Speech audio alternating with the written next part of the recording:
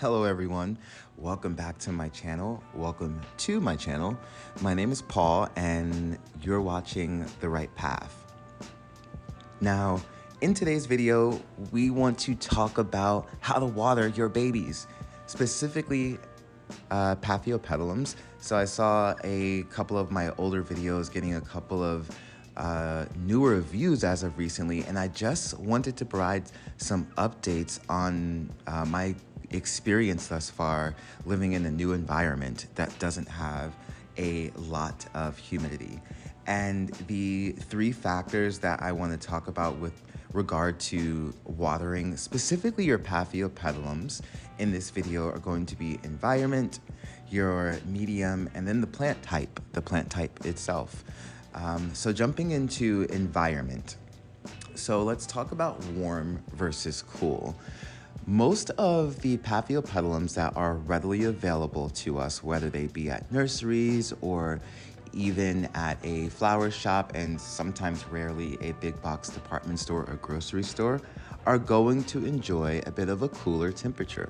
That doesn't mean cold.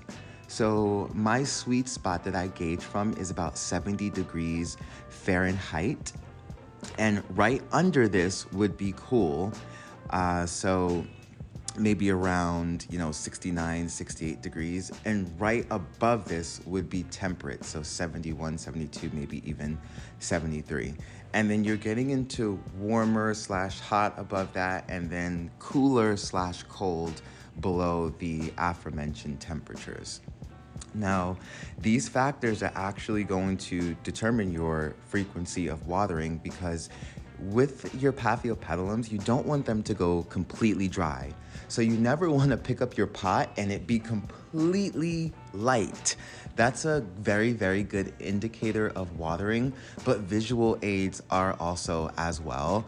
I highly recommend visually knowing what the medium looks like when it's wet, as it approaches dryness, and when it is dry, because it does look very different in all three of these stages.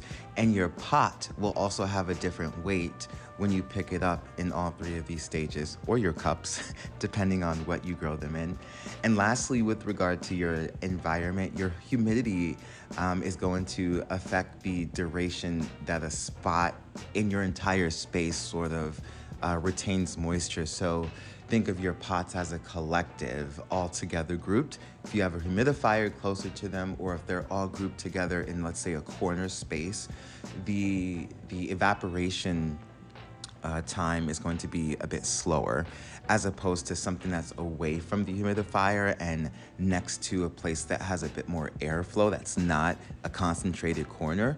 Then you're going to have a faster evaporation in your pot. And speaking of the pots, let's go ahead and talk about medium.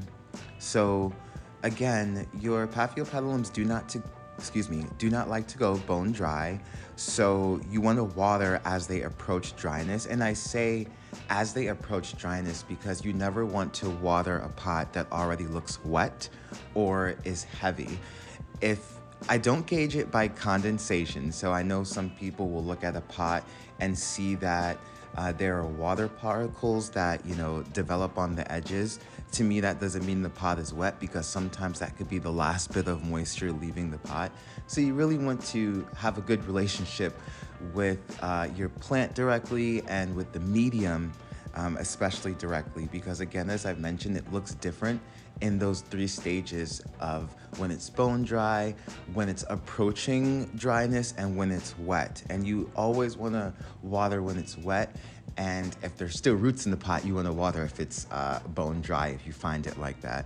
Unfortunately, you don't have a lot of time to save a Paphiopedilum if the pot goes completely bone dry.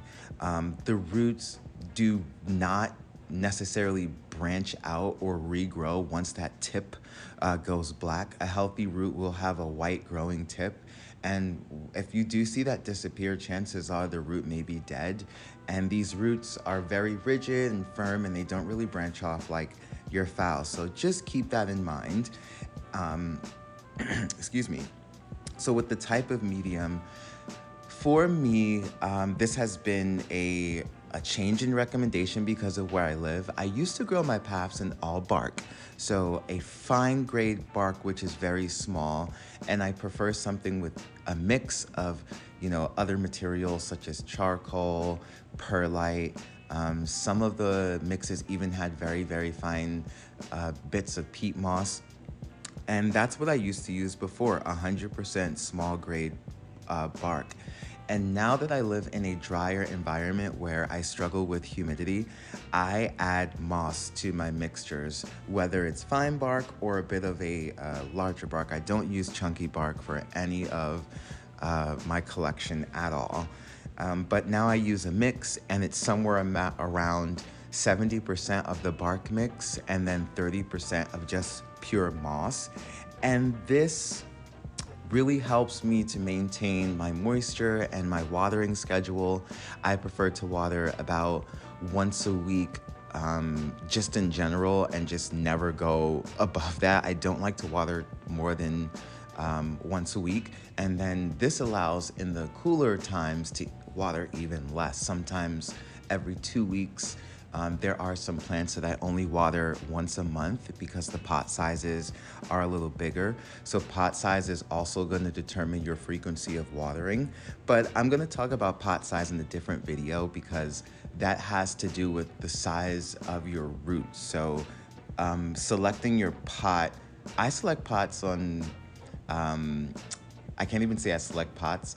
I grow my collection in cups. And then I divide my plants once the root balls become too big for the cups that they're in. And if they're not dividable, I just up the size and no more cups. And now we're going to a pot.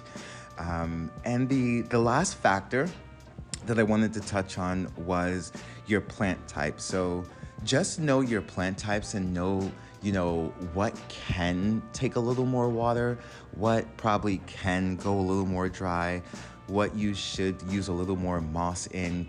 For example, if I'm using something that has, a larger cup, I don't have to use that much moss because a larger cup in general is going to retain more moisture. But at the same time, I need to know the amount of roots that are going into that cup, because if there are more roots than medium, or if there's like a 50-50 balance of roots to medium, it's going to dry a little faster. So that's something too. But jumping back to plant types, 2 examples that I want to bring are Brachiopetalums and the Polyantha subgenuses. So when you get into these 2 types of species, Paphiopedilums, your Brachiopetalums are known to be found on lower elevations, more close to terrestrial care. So they're more closer to houseplant care with regard to how their medium can be a bit more dense, how I feel that these can go a bit longer without being watered, so a bit like a houseplant, because the leaves are very thick and the plant is small and the root structure tends to be big. However, you have the Polyantha, which are known to live, at higher altitudes at full sun. And I find these more, you have to give them a bit more of an eye in their care.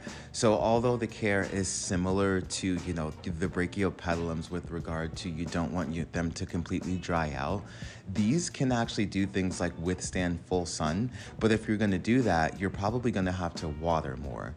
So when you have plants that can live in, these different type of environments, you have to change your care. You have to make sure you change the care to mimic that. So for example, again, if let's say you're going to put your Polyantha outdoors in full sun, you won't be able to do that with the Brachiopetalum. But at the same time, your Polyantha will probably need a little more water and a bit more humidity to be able to thrive in a bit more of a harsher condition. And with that, I'm going to leave it there. So your 3 factors that you want to make sure that you're thinking about when you're watering your Paphiopedilums are the environment. Is it warm? Is it cool? Which is going to directly affect your frequency. Your medium as well. So not only is your medium going to also go into that factor, but it's going to affect it a bit more directly. So environment is sort of like a bracket, and then your medium is going to be more of a specific, and then your plant type. Of course, the plant type is going to give you an overall sense of care, but it's also going to allow you to let you know what the extremes are of what you can and can't do, or maybe what you might want to experiment on. And that is the conclusion of watering your Paphiopedilums, ladies and gentlemen. So I'm going to leave my social media handles up on the screen for Instagram and Facebook for those who'd like to follow me. And we'll see you all in the next video.